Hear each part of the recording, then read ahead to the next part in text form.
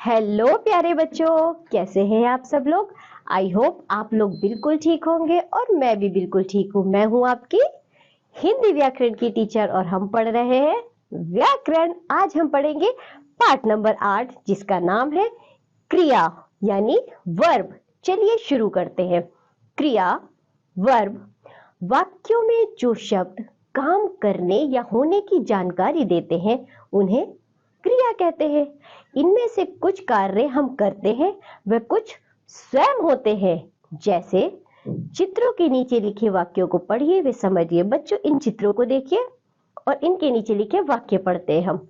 बंदर केला खाता है, तन्वी खाना खा रही है, सूर्य उदय हो रहा है।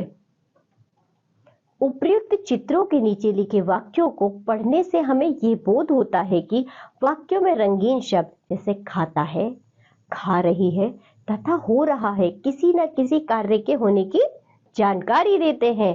अतः ये शब्द क्रिया कहलाते हैं। विशेष प्रत्येक वाक्य में क्रिया होती है। क्रिया के बिना कभी कोई वाक्य नहीं बन सकता। अब करने की बारी। Now let's do. तो बच्चों आपने क्रिया से क्या समझा, देखते हैं आपने क्या समझा, उसे करके देखते हैं हम। निम्नलिखित वाक्यों में से क्रिया शब्दों को छांटकर अलग लिखिए। Separate the verb from the following sentences and write them given space. बच्चों पहला वाक्य पढ़िए।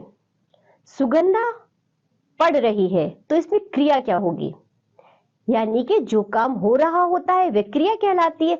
तो पढ़ रही है ये हमारी क्रिया हो गई। ऐसे ही दूसरा वाक्य देखिए। डाकिया पत्र लाया है, तो बच्चों इसमें क्रिया क्या हुई, लाया है। तो ये हो गई हमारी क्रिया। यानी कि क्रिया क्या होती है बच्चों, कुछ ना कुछ काम करना। रोना, खाना, पीना, चलना, उठना, बैठना, गाना, बजाना, लाना, देना, ये सब क्रिया होती है। यानी कि जिससे कुछ काम के करने का बोध होता है वह क्रिया कहलाती है। क्रिया का रूप वचन के अनुसार बदलता है। जैसे इन चित्रों के माध्यम से देखिए। पहले चित्र में क्या लिखा है बच्चों, कुत्ता भौंकता है। क्योंकि एक कुत्ता है इसलिए हमने क्या बोला, भौंकता है। इस शब्द पे ध्यान दीजिए। दूसरा चित्र देखिए, कुत्ते भौंकते हैं। तो बच्चों अब कुत्ते हैं तो हमने भौंकता की जगह क्या लिखा, भौंकते हैं। यानी कि क्रिया का रूप बदला, किसके अनुसार, वचन के अनुसार। अब आगे देखते हैं क्रिया के भेद। Kinds of verb. क्रिया दो प्रकार की होती है। कौन कौन सी बच्चों, सकर्मक क्रिया, अकर्मक क्रिया। सबसे पहले हम देखेंगे सकर्मक क्रिया। ट्रांजिटिव वर्ब कौन कौन सी होती है, इस क्रिया के साथ उसका कर्म जुड़ा होता है। जैसे राधा बाजार जाती है। उपर्युक्त वाक्य में कहां प्रश्न करने पर उत्तर में बाजार शब्द आता है। जैसे राधा कहां जाती है, राधा बाजार जाती है। अतः जाती है सकर्मक क्रिया है। बच्चों सकर्मक क्रिया क्या होती है, जो वाक्य है उसमें जब हम कहां शब्द से जवाब मांगते हैं तो वो जवाब हमें मिल जाता है, वह कहलाती है हमारी सकर्मक क्रिया। यानी कि जिसमें कर्म उपस्थित होता है, जिसमें कर्म होता है। अब देखते हैं हम अकर्मक क्रिया, जिसे कहते हैं इंट्रांजिटिव वर्ब। चलिए देखते हैं। इस क्रिया के साथ कर्म की आवश्यकता नहीं होती। जैसे राजू सोता है। उपयुक्त वाक्य में क्या व क्यों प्रश्न करने पर उत्तर नहीं मिलता है, अतः सोता है अकर्मक क्रिया है। बच्चों इसमें कर्म नहीं है, राजू सोता है। इसमें हम अगर क्या पूछेंगे, क्या या क्यों से प्रश्न का उत्तर मांगेंगे तो हमें नहीं मिलेगा, इसलिए ये अकर्मक क्रिया कहलाएंगे। अब करने की बारी। Now let's do. दिए गए वाक्यों में से सकर्मक तथा अकर्मक क्रियाएं छांटिए।